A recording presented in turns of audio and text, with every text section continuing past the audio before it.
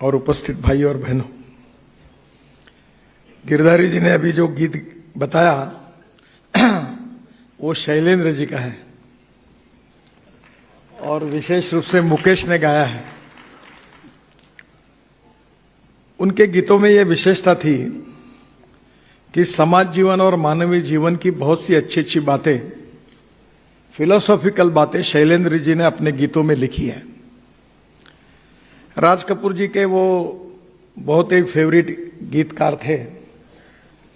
उनके बारे में कहा जाता था कि वो लेफ्टिस्ट विचारों के हैं। मेरा जूता है जापानी, ये पतलून हिंदुस्तानी, वो ये गाना उन्हीं का था। पर उसके पीछे एक भाव था, और जो भाव है वो उनके मन में जो था, जो आपके मन में है और जो मेरे मन में है, वो भाव एक ही है। और वही भाव को अलग अलग समय में अलग अलग शब्दों में लोग रखते हैं। अभी बीच में भूटान के प्रधानमंत्री जी ने एक बहुत अच्छी बात कही यूनो में। उन्होंने जो बात की थी वो डोमेस्टिक हैप्पी ह्यूमन इंडेक्स, यानी राष्ट्रीय राज्य या देश में जो सुखांक है, सुख यानी समाधानी जीवन का, उसका इंडेक्स, ये बात उन्होंने की थी। मैंने जब यह सुना तो मुझे लगा कि ये इंडेक्स काफी बड़े प्रमाण पर बढ़ाया जा सकता है। Domestic happy human index for businessman traders, domestic happy human index for farmers, domestic happy human index for labour. तो आपको धीरे धीरे पता चलेगा कि ये इसका अर्थ क्या है। अर्थ यही है कि आप सब सुख, समाधान और समृद्धता चाहते हैं। कोई जीवन में फेल्यूर नहीं चाहता, जीवन में अच्छा जीवन चाहता है, सुखी जीवन चाहता है, समाधानी जीवन चाहता है। समाधानी जीवन की व्याख्या अगर होगी तो वो शुरुआत कहां से होती है? वो परिवार से होती है। घर में मर्सिडीज है, बंगला है, पर बेटा बाप से बात नहीं कर रहा, बाप बेटे से बात नहीं कर रहा, दोनों मां से बात नहीं कर रही और बहू कुछ तीसरे रास्ते पे चल रही है, तो घर में खुशी नहीं होती। खुशी का मतलब यह होता है कि पारिवारिक खुशी, आर्थिक खुशी, सामाजिक खुशी, जॉब सेटिस्फैक्शन की खुशी, तो यह क्या है, ये आप सबको पता है। और इसलिए हम सबके जीवन में ये सुखी, समृद्ध, संपन्न जीवन सबको प्राप्त हो, यही हमारी फिलॉसफी है। भारतीय जनता पार्टी को 3 विशेष मिशन में डिफाइन किया जाता है, जो हमारी कमिटमेंट है कि राष्ट्रवाद, हम 2-4 रहे न रहे पर तेरा वैभव अमर रहे मां। हम राष्ट्र के लिए समर्पित है और इसलिए नेशनलिज्म हमारा आत्मा है, राष्ट्रवाद हमारा आत्मा है।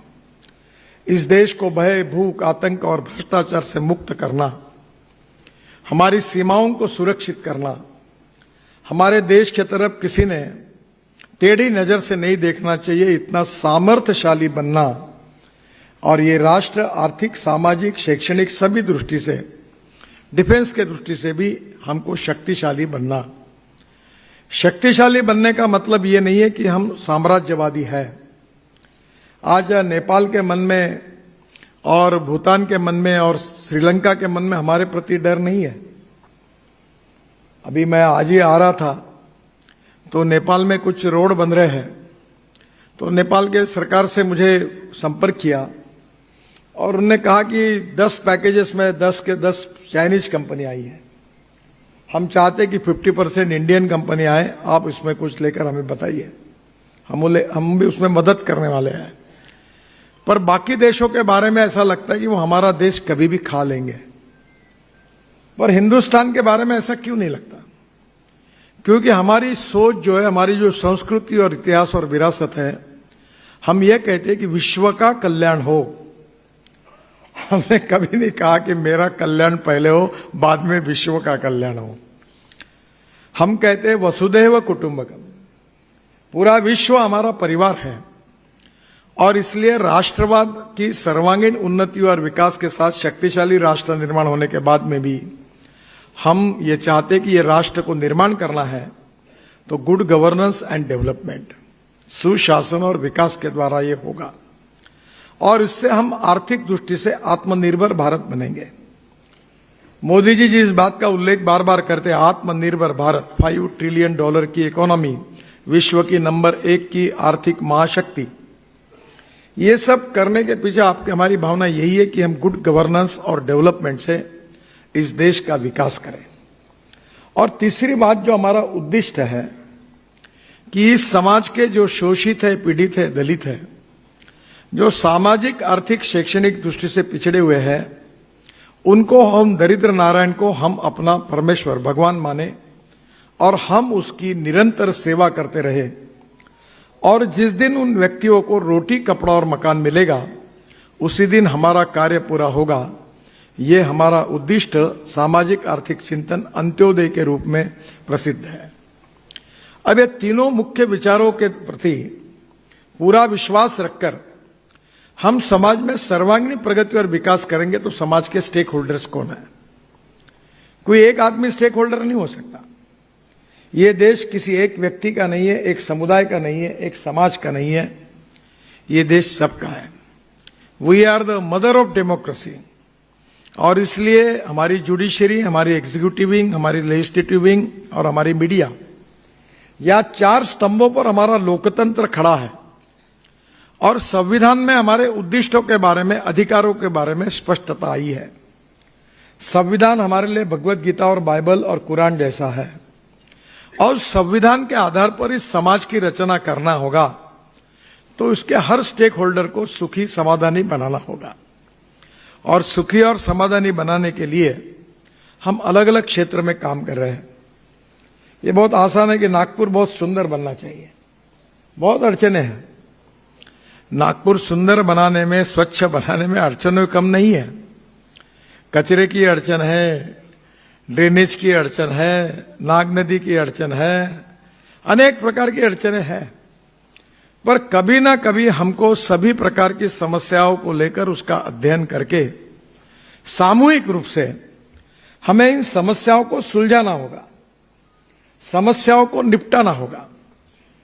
अभी जिसका उल्लेख दयाशंकर जी के बारे में किया था, हम सबको इस बात की खुशी भी और अभिमान भी है कि कोविड के समय उन्होंने, कठिन काल था, मैं 2 महीने नागपुर में था, बहुत कठिन स्थिति थी। आपने भी कठिनाई का सामना किया था, मैं भी, हम सब लोग भी अड़चन में थे। 4-4 महीने लोगों के पगार नहीं दे सके थे, ऐसी घर की स्थिति थी। पर परिस्थिति गंभीर थी। और मुझे याद है कि जब मेरे पास कुछ कार्यकर्ता आए और बोले कि ऐसी ऐसी स्थिति है, तो मैंने मेरे दोनों पुत्रों को बुलाकर कहा कि इस बार चिंता मत करो, जितना मांगते इतना देते जाओ, तो कोई संकोच मत करो, बाकी बाद में देखेंगे। और मुझे लगता है कि उस परिस्थिति में हम लोगों की जान बचाने के लिए लगे थे। हमने ऑक्सीजन नहीं मिल रहा था, डॉक्टर मेरे पास फोन करते थे कि 1 घंटे में नहीं मिला तो गडकरी साहब मेरे यहां 10 पेशेंट मर जाएंगे, मैं जिम्मेदार नहीं हूंगा। ऑक्सीजन नहीं था, ऑक्सीजन के सिलेंडर नहीं थे। मैं सोचता था, अस्वस्थ होता था, समझ में नहीं आता था कैसे करें। मैंने उठाकर एयरफोर्स के चीफ को फोन लगाया। मैंने कहा आपका हवाई जहाज मुझे दो। बोले सर क्या करेंगे? मैंने बोला वो मुझे हमारे आंध्र, अपने ओडिशा से, विशाखापट्टनम से ऑक्सीजन लाना है और ट्रक आने को 2-2 दिन लगते हैं। मुझे 2 घंटे में ऑक्सीजन लाना है तो मैं लोगों की जान नहीं बचा पाऊंगा। तो उन्होंने कहा मैं बात करता हूं। थोड़ी देर के बाद फोन आया, उन्होंने कहा कि मैं ऑक्सीजन भरी ट्रक हवाई जहाज में नहीं ले जा सकता, एक्सप्लोजिव जैसे इसके लिए अड़चन आएगी, पर मैं खाली ट्रक ले जा सकता हूं। बोला कोई बात नहीं, आप एक काम करो, खाली ट्रक ले जाओ। हम ऑक्सीजन भर के ट्रक लाते थे। नागपुर के एयरपोर्ट पर हवाई जहाज एयरफोर्स का खड़ा रहता था, 2 ट्रक हवाई जहाज के अंदर घुसाते थे और वो उड़ के 2 घंटे में वहां जाते थे। फिर हवाई जहाज वो आते थे नागपुर, फिर हम वापस भेजते थे और ऑक्सीजन आता रहा। हम हारे नहीं, हमने कोई चिंता नहीं की और लोगों ने इतना सहयोग किया कि पहली बार जब मैं कभी अनुभव लिया कि लोगों को हमने ऑक्सीजन वेंटिलेटर्स लाए, 500 वेंटिलेटर्स लोगों को विदर्भ तक हमने डोनेट किए। और मैंने हमारे कार्यकर्ता को कहा, अपना फोटो नहीं छापना, प्रचार मत करना, बैनर नहीं लगाना, स्पॉन्सरशिप इन्होंने दिया ये मत लिखना, आप कर्तव्य बुद्धि से कर्मण्येवाधिकारस्य से मां फलेषु कदाचन, इस भाव से लोगों की मदद करिए, यही भाव से करिए। और आपको ताज्जुब होगा, 500 वेंटिलेटर आए, 70 एम्बुलेंसेस ऐसी नहीं, एक मेड़घाट में, बुल्डाना में, अकोला में, पूरे सब जगह भेजी। तो हमारे पद्मश्री जिनको मिली है मेड़घाट में, डॉक्टर क्या नाम उनका, नहीं कोल्ले नहीं, जो वर्धा के हैं, उन्होंने हार्ट के ऑपरेशन एम्बुलेंस में किए और आदिवासियों की जान बचाई। यानी एक प्रकार से इतने बड़े प्रमाण पर फिर हमारे समाज में भी लोग हैं। रेमडेसिविर आया, ब्लैक मार्केट शुरू हो गया। ब्लैक मार्केट शुरू हो गया तो पता चला 10,000, 20,000, 50,000 मौत के सौदागर आए आगे। वो आप यहां बैठे हुए इसमें से कोई नहीं होगा अगर गलती से होगा, टोपी फिट होगी तो माफ करना मुझे। तो रेमडेसिविर का ब्लैक मार्केट शुरू हुआ। फिर हमने रेमडेसिविर जाके वर्धा में जाके एक फैक्ट्री में उसके लाइसेंस लाए, वो बनाए और इतने फैला दिए, हिंदुस्तान में भेजे कि जिन्होंने ब्लैक मार्केट के रखे थे वो भी बाहर आके बेचने लगे। फिर फंगस के इंजेक्शन आए, हम लोग वर्धा में वो भी बनाए। डॉक्टर कापरे और सब डॉक्टर मेरे पास आए। मीटिंग में एक डॉक्टर के आंखों में आंसू थे कि फंगस से लोग मर रहे हैं, हम कुछ नहीं कर। डॉक्टर कापरे जी वगैरह इतना काम कर रहे थे। हमने फंगस के इंजेक्शंस लाए, वो भी सस्ते में। हर समस्या का समाधान ढूंढते थे। कठिनाइयां थी पर उसके पीछे भावना थी लोगों को मदद करने की। और मैं आपको धन्यवाद दूंगा कि नागपुर के अपने व्यापारी बंधुओं ने भी इस समय आगे आकर खुले दिल से लोगों की मदद की, सहयोग किया और बहुत अच्छा व्यवहार किया। तो एक तरफ हम हमारी फायदे की बातों का केवल नहीं सोचते। कोई भी व्यापारी एक नागरिक है, कोई भी व्यापारी एक पिता है, कोई भी व्यापारी एक परिवार का प्रमुख है, कोई भी व्यापारी देश का नागरिक है। कोई भी व्यापारी जो व्यापार करता है तो उसकी अनेक प्रकार की जिम्मेदारियां भी है। और इसलिए दो पद्धति से काम करना होगा कि व्यापार में काम करने वाले लोगों का विकास होना चाहिए। अब ये जब बात मैं करूंगा तो लोग मुझे बोलेंगे कि ये व्यापारों के समर्थन में है। मैं बड़ा खुश होता हूं। ये विकी कुकरेजा बहुत अच्छे टॉवर बना रहा है, तो मुझे इसकी खुशी हुई कि नागपुर में हमारा कोई ऐसा व्यक्ति है जो मुंबई जैसे टावर नागपुर में अच्छे क्वालिटी के बना रहा है। ये अच्छी बात है। जनरली वो आमिर खान का एक पिक्चर था, उसमें ऐसा होता, बोलता है कि भाई हम जब नापास होते तो बहुत ही दुख होता है, पर मित्र जब मेरिट में आता है तो उससे भी ज्यादा दुख होता है हमारी अड़चन ये है कि दूसरों के यशों को हम पचा नहीं सकते। किसी के यहां मृत्यु हो गया तो दुख और दर्द में शरीक होना आसान है, पर किसी के जीत में और किसी के खुशी में आसान होना बहुत कठिन है। और इसलिए हमारे यहां कैसे, मैं बहुत बार ये गिरधारी पर और सबको कहता हूं कि ये चिल्लर वाला बंद करो। मैं थोड़ा साफ बोलता हूं, मुझे माफ करिए। अब नागपुर में मुझे बताओ 500 करोड़ इन्वेस्टमेंट करने वाले कितने लोग हैं? 1000 करोड़ करने वाले कितने हैं?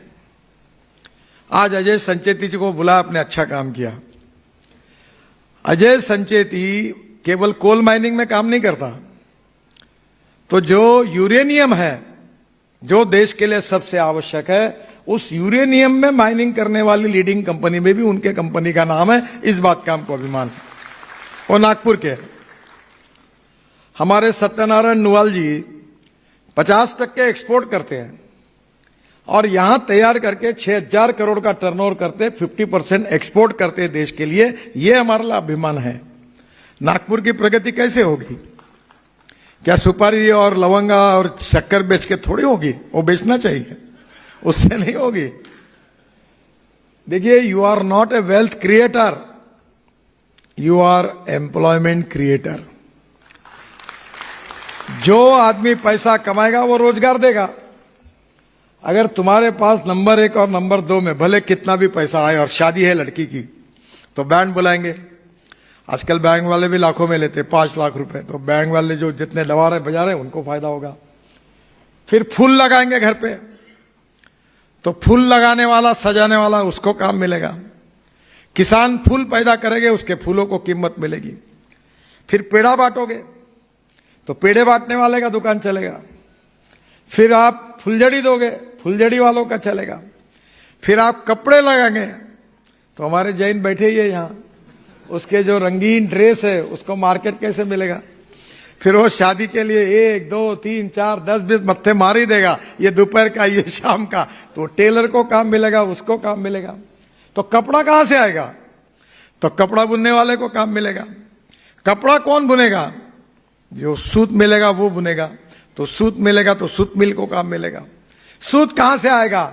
अगर किसान कपास लगाएंगे तो उनको फायदा होगा। तो ये जो इकोनॉमी है, ये एम्प्लॉयमेंट क्रिएट करने के लिए मल्टीप्लाई होती है। और इसलिए मैं बहुत दिनों से आग्रह से आपको एक बात कहूंगा कि नागपुर में एंटरप्रेन्योरशिप पैदा करो। नागपुर में कभी तो भी यह सोचना चाहिए कि 5,000 करोड़ के ऊपर धंधा करने वाले कितने लोग हैं, फिर 2,000 से 5,000 करने वाले कितने हैं, फिर 1,000 से 2,000 करने वाले कितने हैं, फिर 500 से 1,000 में कितने हैं, और 50 से 500 के कितने हैं।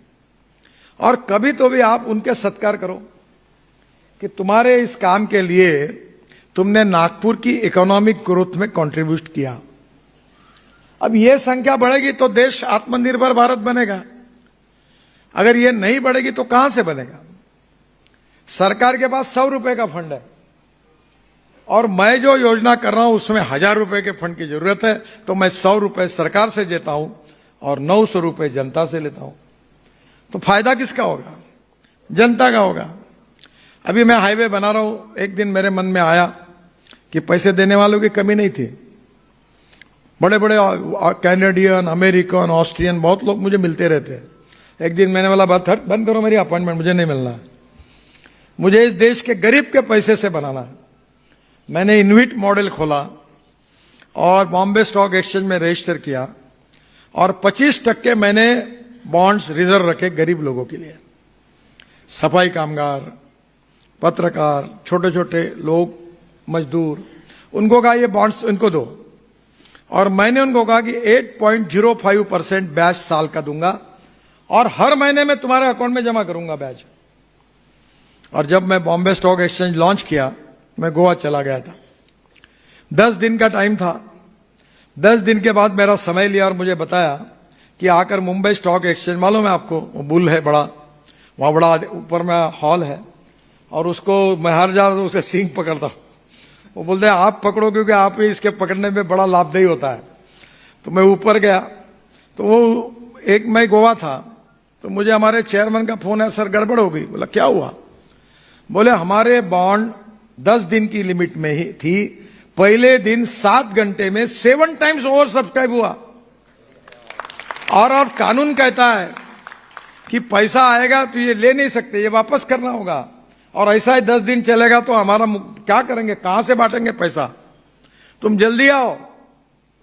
मैं अपना सब कार्यक्रम छोड़कर परिवार के साथ गोवा में था, छोड़कर सुबह उठ के मुंबई गया, घंटा बजाई और इशू क्लोज किया। इतना पैसा लोग देने के लिए तैयार हैं।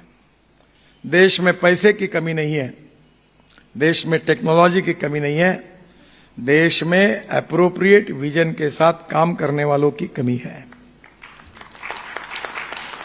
अब कुछ आइडिया यशस्वी होती कि अभी मैं किसानों में ज्यादा काम करता हूं, तो मैंने तय किया कि विदर्भ में किसानों का एग्रीकल्चर ग्रोथ रेट 12% है। अब आप व्यापारी है तो आप अच्छी तरह समझोगे कि हमारे देश में जीडीपी ग्रोथ जो होती है वो काउंट 3 फैक्टर में होती है। एग्रीकल्चर ग्रोथ रेट 12% और कोल्हापुर जिले का कितना है? 21%। सांगली का कितना है? 20%। और विदर्भ का कितना है? 8%, 9%। ये क्यों है? अब क्यों है इसकी चर्चा नहीं कर रहा है, पर है। और इसलिए हमारा एग्रीकल्चर ग्रोथ रेट एवरेज 12% है। अभी मैं योगी जी के साथ था, तो योगी जी ने मुझे कहा कि नितिन जी, खाना खाने के बाद 1 घंटा मुझे आपसे बात करनी है, आप समय दो। तो कोई बात नहीं।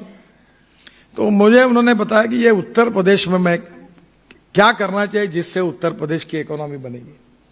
बोला पहली बात, उत्तर प्रदेश की स्कूटर, ऑटो रिक्शा, कार, ये किसानों ने तैयार किए हुए 100% बायो इथेनॉल पर चलनी चाहिए, जिससे गांव की इकोनॉमी स्ट्रांग हो जाएगी। फिर मैंने उनको कहा कि ये टप पे बैठने वाली बसेस है, हॉर्न छोड़कर सब बचता है, पूरी बसेस इलेक्ट्रिक में कन्वर्ट करो, 1 पैसा तुम मत लगाओ, मैं तुमको 10,000, 20,000, 25,000 बसेस दिलाता हूं, और सब उत्तर प्रदेश की जनता को एयर कंडीशन बस में घुमाओ, रोजगार मिलेगा।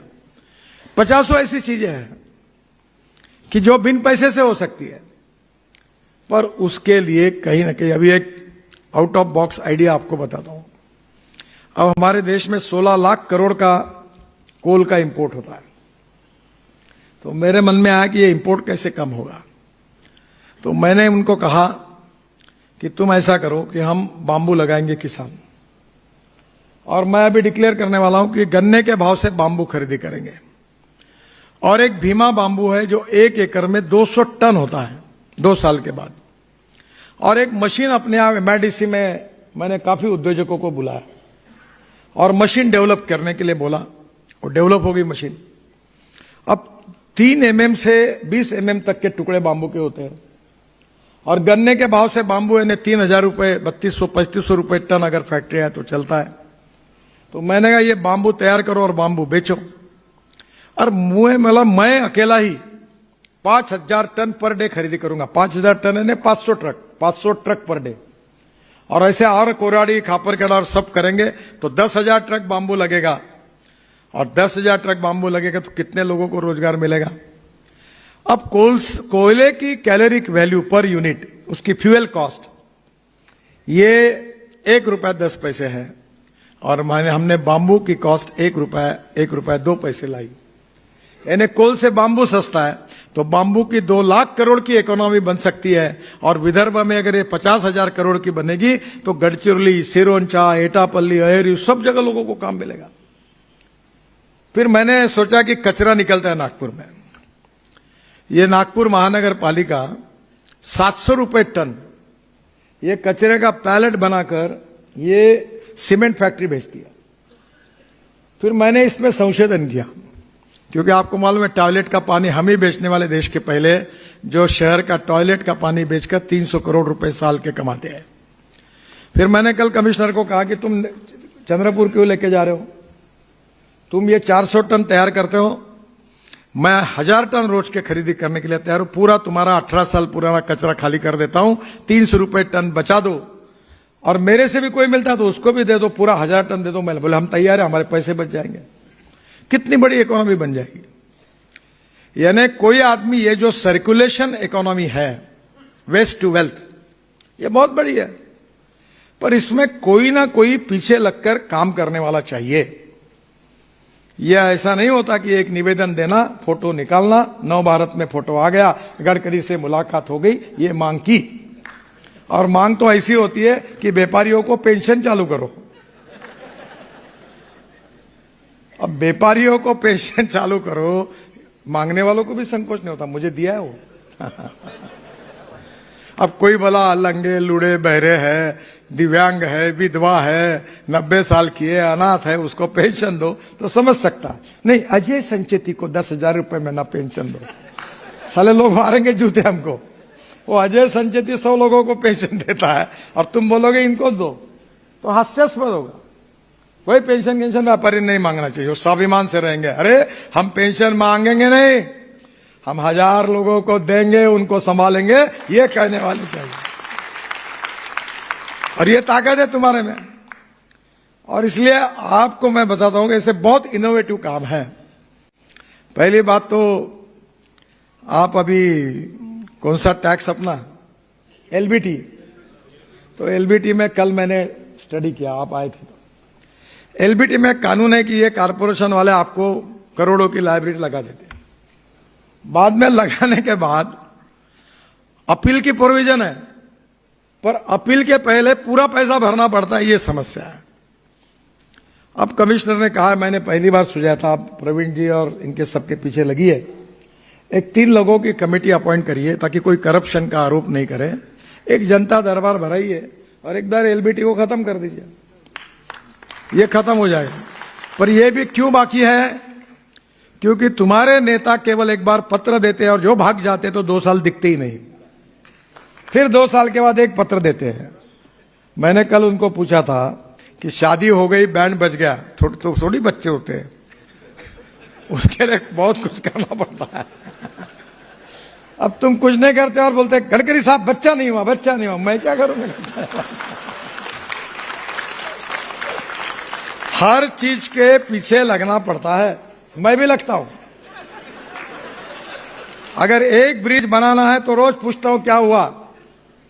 एक पेड़ लगे नागपुर में, अभी मैं आया था, टुकड़ों जी पुतले से लेकर पेड़ सूख गए। पहले जयंत खड़गकार ने उत्साह में आके पेड़ लगाए वहां और बोर्ड गिर लगा दिया कंस्ट्रक्शन का, अब गायब हो गया बोर्ड उसका, अब पानी नहीं डाल रहा कोई। मैं घर जाके फोन करूंगा और वहां पानी डालने की व्यवस्था करूंगा तो पेड़ जिंदे रहेंगे, नहीं तो मर जाए, कोई चिंता नहीं। मैं नागपुर शहर को अपना परिवार मानता हूं और नागपुर शहर को अपना घर मानता हूं। इस शहर में कांग्रेस वाला हो, भाजपा वाला हो, शिवसेना वाला हो, हिंदू हो, मुसलमान हो, दलित हो, कोई भी हो, मैं मानता हूं ये मेरा घर है, ये मेरा परिवार है। और यही हमें कहा है, बताया, सिखाया। तो मैं आपसे एक अनुरोध करूंगा कि हर चीज के पीछे लगना सीखो।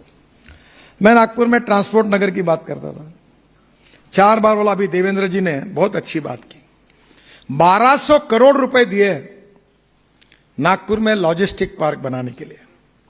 मैंने कलेक्टर को, देवेंद्र मीटिंग ली, मैंने कलेक्टर को दौड़ाया और कहा जगह देखो। अभी उनने जगह देखी, अभी तक व्यापारी आघाड़ी का एक भी एसोसिएशन का कोई निवेदन नहीं, कोई चर्चा नहीं, कोई मांग नहीं, कोई नहीं आया। अगर 1200 करोड़ नागपुर ये 0 माइल है और देश की लॉजिस्टिक कैपिटल बन सकती है, और देश में लॉजिस्टिक कैपिटल बनेगी तो तुम्हारे उद्योग व्यवसाय 3 गुना 4 गुना बढ़ेंगे। ये विजन है, पर इसके बारे में कोई विचार नहीं हुआ। कल मैंने उनको एक कागज थोपा, हम लोग अभी 4 लेन रोड बना रहे, मेयो हॉस्पिटल से लेकर सुनील होटल तक। उसमें दही मार्केट आता है, लोहा मार्केट आता है, वो गंगा कारपोरेशन की बिल्डिंग आती है, अनाज बाजार आता है, जगह कारपोरेशन एनआईटी की है। अब मेरी इच्छा है कि हर जगह पर अंडरग्राउंड पार्किंग के साथ 4 लेन रोड के साथ आपको सुखी बनाए, सुखांक बढ़ाए आपका। आप एयर कंडीशन मार्केट में बैठे, आप शक्कर के बोदी इस पे बैठते हो, बोरे पर, सुपारी पे बोरे पे बैठते हो। मेरी भावना है तुम एसी में बैठो, तुम्हारी गाड़ी अंदर पार्किंग हो और बढ़िया थाट से धंधा करें। अब 6 मार्केट बनाने के लिए मैं तैयार हूं और मुझे मीटिंग बुलानी थी। कल मैंने रिमार्क लगाया तो मैंने कहा कि एसोसिएशन के कौन कौन पदाधिकारी लेकर तो ना इसे कल आए, तब मैंने इनको कहा ढूंढो और एक एक एसोसिएशन के 5-5 पदाधिकारी ले आओ, आर्किटेक्ट अपॉइंट करो, नक्शा तैयार करो, मुझे ला के दो। और हमने नियम बनाया कि जिसका पुराना मकान है वह किराएदार जितनी स्क्वायर फीट जगह है उतनी नई बांधकर कॉस्ट ऑफ प्राइस में देंगे। यानी मार्केट का रेट 15,000 होगा तो उसको 2,500 रुपए में मिलेगी। अब हमने योजना बनाई, अभी आप सहयोग करोगे तो हो पाएगा ना। तो सब प्रवीण डट के थोड़ी कर सकता है, मैं थोड़ी कर सकता हूं, गिरीश व्यास थोड़ी कर सकता है। आप फोकस करो। अब हमने बहुत लकड़गंज में जगह पड़ी है बड़ी बड़ी, वो कृष्णा खोपड़े जी ने, बावनकुळे उस समय पालक मंत्री थे, वो लकड़गंज थाने को बनाना और क्वार्टर बनाना, ये बनाना, मुझे डाउट लग रहा था कैसे होगा कैसे होगा, पर उन्होंने पीछे लग के करा ही लिया। अब कितना सुंदर लकड़गंज पुलिस स्टेशन बना, कितना अच्छा पीछे में उसके रेसिडेंशियल अकोमोडेशंस बनी। अगर नागपुर शहर के सब पुलिस स्टेशन अच्छे बन जाएंगे तो नागपुर सुंदर होगा, नागपुर शहर के सब गार्डन अच्छे होंगे तो नागपुर सुंदर होगा। नागपुर शहर में सब खेलने के मैदान, इतना बड़ा क्रीड़ा महोत्सव होता है, 60,000 बच्चे खेलते, आपके बच्चे खेलते हैं। अगर हम खेलने के मैदान और स्विमिंग टैंक बनाएंगे तो बच्चे खेलेंगे। नहीं तो तुम्हारे यहाँ और मेरे यहाँ के बच्चे दिन भर मोबाइल पर टुक टुक टुक टुक टुक टुक चलता है। कहां से आया मोबाइल मुझे मालूम नहीं, साली पीढ़ियां बर्बाद कर रहा है। और दिन भर आज वो कार्टून देख रहा है और फिर वो पोर्न फिल्म देखेगा दिन भर, और क्या होगा देश का। इसलिए हमें अपने बच्चों को तय करना है कि मेरी इच्छा है कि नागपुर में 1 लाख लड़के लड़कियां शाम को, चाहे व्यापारी की हो चाहे किसी की हो, गरीब की हो, वो ग्राउंड पर जाकर खेले 2 घंटे, 2 घंटे खेले।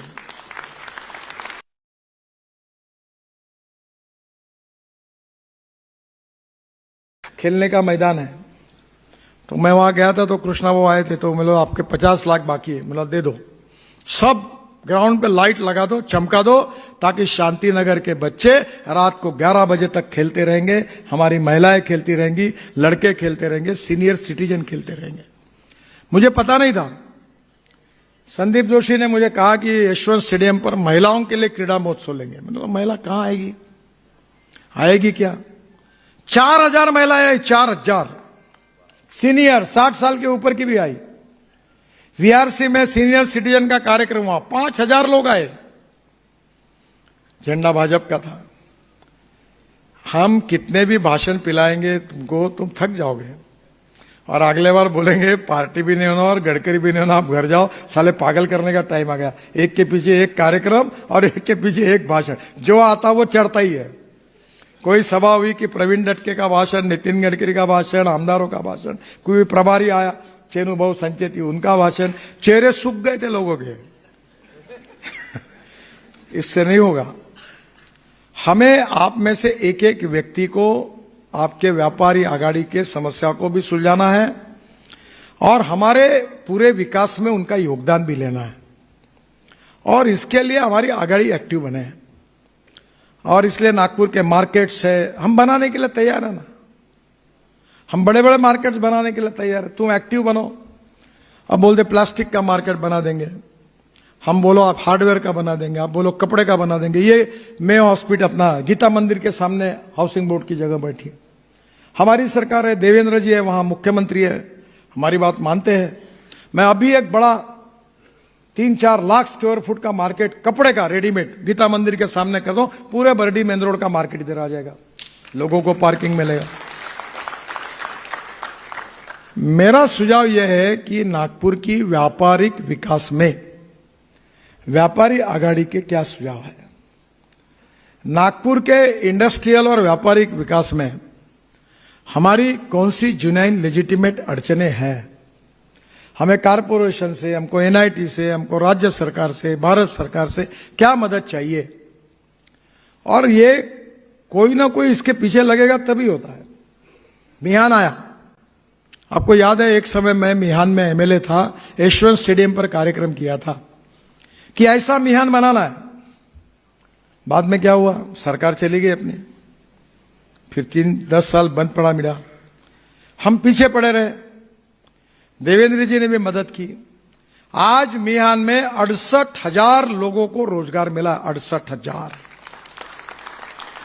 और 2024 मई में लोकसभा का चुनाव है, और मैंने तय किया कि मेरे चुनाव के पहले 1 लाख लोगों की यादी प्रकाशित करूंगा जिनको मिहान में रोजगार मिला। अब मुझे बताओ, 1 लाख लड़के अगर 30,000 रुपए, 40,000 रुपए महीना मिलाएंगे तो पैसा कितना होता है। फिर वो पैसा रेडीमेड गारमेंट खर्चा करेगा, रोज रात को कॉफी पिएगा, फिर होटल में जाएगा, रेस्टोरेंट में, फिर और भी बहुत कुछ करेगा। तो उससे इकोनॉमी यानी मैं बहुत कुछ करेगा ना, अच्छा करेगा। तो नेचुरली इससे इकोनॉमी मल्टीप्लाई होगी, और इकोनॉमी मल्टीप्लाई होगी कि नागपुर की ग्रोथ बढ़ेगी, और नागपुर की ग्रोथ बढ़ेगी कि नागपुर इकोनॉमिक कैपिटल बनेगा, नागपुर ये उद्योग राजधानी होगी, तो नागपुर में सब धनवान बनेंगे और नागपुर प्रगति और विकास की ओर आगे जाएगा।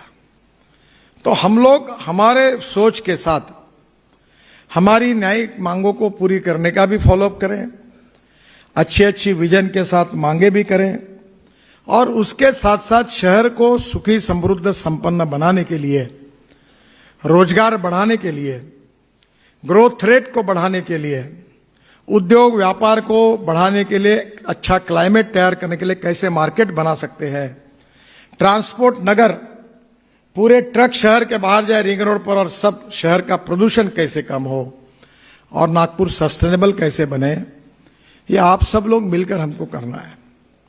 दो चीजें आखिरी में मैं कहूंगा कि एक कल्पना है, आप सब लोगों का सहयोग मिला तो वो कर सकते हैं कि नागपुर में हर व्यक्ति अपने घर में, अब जिनका फ्लैट है उनके लिए नहीं कह रहा हूं, जिनका प्लॉट है उनके लिए कह रहा हूं, हर व्यक्ति अपने घर में एक संतरे का पेड़ लगाए। और मैंने एक नर्सरी को कहा है कि 2 साल के अंदर संतरा लगता है, ऐसी प्लान मुझे तैयार करके दो।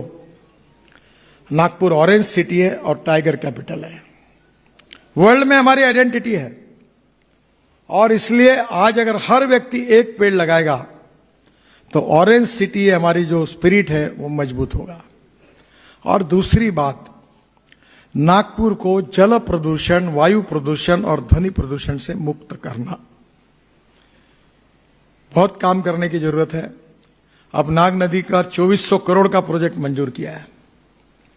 हम धीरे धीरे कचरा मुक्त नागपुर करें, हम गंदा पानी नागपुर में नहीं रहे, स्वच्छता रहे, सर्कुलेशन इकोनॉमी में प्लास्टिक, ग्लास, मेटल का रिसाइकलिंग हो।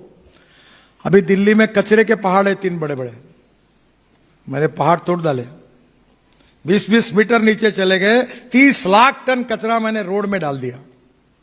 अहमदाबाद में कचरा, 30 लाख टन कचरा डोलेरो अहमदाबाद रोड में डाल दिया। तो हम क्यों नहीं कर सकते? सब कर सकते हैं। इकोनॉमी बढ़ेगी तो रोजगार बढ़ेगा, रोजगार बढ़ेगा तो धनवान लोग बनेंगे, समृद्ध और संपन्नता आएगी, और इकोलॉजी एंड एनवायरनमेंट में प्रोटेक्ट करेंगे तो शुद्ध हवा मिलेगी, स्वास्थ्य अच्छा होगा, डॉक्टर के यहां जाने की जरूरत नहीं पड़ेगी। ऐसा आदर्श शहर बनाने में भी हम लोग उसके लिए सहयोग करेंगे, उसमें शामिल होंगे और हमारी भी मांगे रखेंगे, हमारी समस्या को भी सुलझाएंगे। और जो समस्या है, मैं हूं, देवेंद्र जी है, हमारे सभी आमदार है यहाँ, हम जरूर उसको सुलझाएंगे। हम सब कर रहे हैं, न होने वाले काम कर रहे हैं। ये कमाल टॉकीज से लेकर दिगोरी तक पुल बना रहे, मेरा बीच में मेरा मन आया कि ये नहीं करना जी, लगभग मैंने कैंसिल कर दिया था। फिर प्रवीण डटके, विकास कुमारे, मोहन मते मेरे पास पीछे पड़ गए, नहीं होना चाहिए, होना चाहिए, मतलब होना चाहिए तो होना चाहिए, करो। तो मैं 1200 करोड़ रुपए का ब्रिज बना रहा हूं। और मेरा आज मैंने प्रवीण को, विकास को कहा था कि ऊपर से वो रेलवे क्रॉसिंग है, काले मार्बत की तरफ जाता है, पीली मार्बत की काली मार्बत, कौन सी है वहां? पीली। तो आज ही मैंने कहा कि उससे ऊपर से ब्रिज बनाकर और डायरेक्ट उरकुटी जी के घर के पास रोड बना देंगे, ताकि ऊपर के ऊपर लोग जाएंगे। और लालगंज का भी बना है।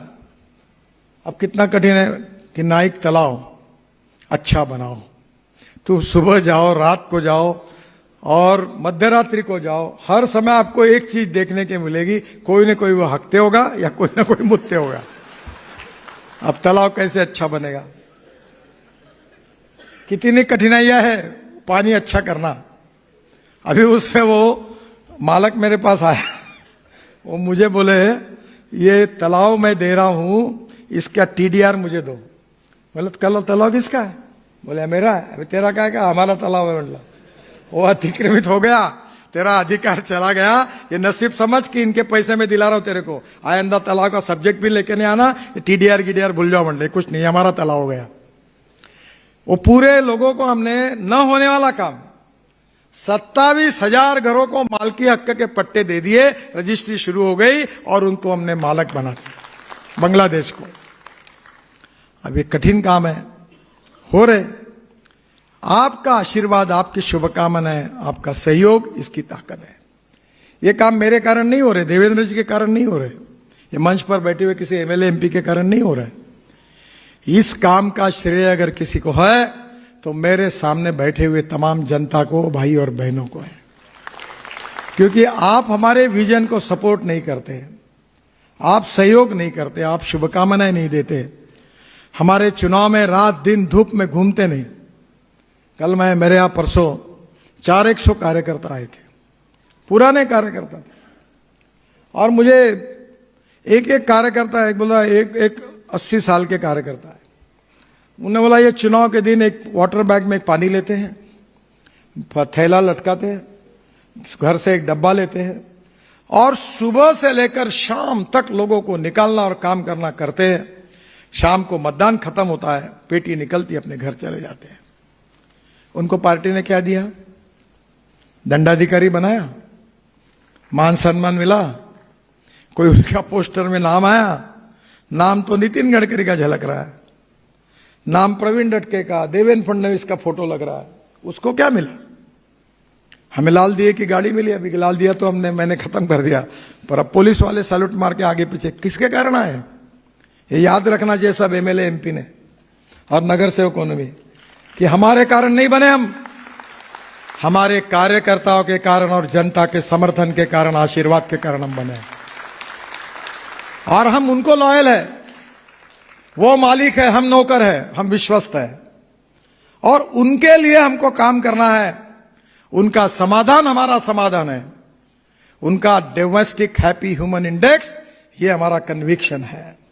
उनको सब दृष्टि की सुविधाएं प्राप्त करके देना हमारा कर्तव्य है, और इसी भाव में हम काम करते रहेंगे। तो मुझे लगता है कि आपके सहयोग से हम बहुत सी कठिन समस्याओं को सुलझाएंगे। मुझे बहुत खुशी है कि आज सम्मेलन हुआ, आपकी बहुत सी समस्याएं मेरे पास आई, मैंने इसका बहुत कल अध्ययन भी किया। जो होने लायक है, जो निश्चित रूप से करेंगे, जो नहीं होने लायक है वो खराब आदत है, हमको आदत से मजबूर है, तो आपको बुलाकर बोलेंगे कि हो नहीं सकता। और जो करने के लिए राज्य सरकार और भारत सरकार ने कोशिश करनी है वो जरूर करेंगे। फिर से एक बार आपको बहुत बहुत बधाई देते हुए मैं अपनी बात को समाप्त करता हूं। धन्यवाद। धन्यवाद नितिन जी, आपने हैप्पी इंडेक्स की बात करी है और वाकई में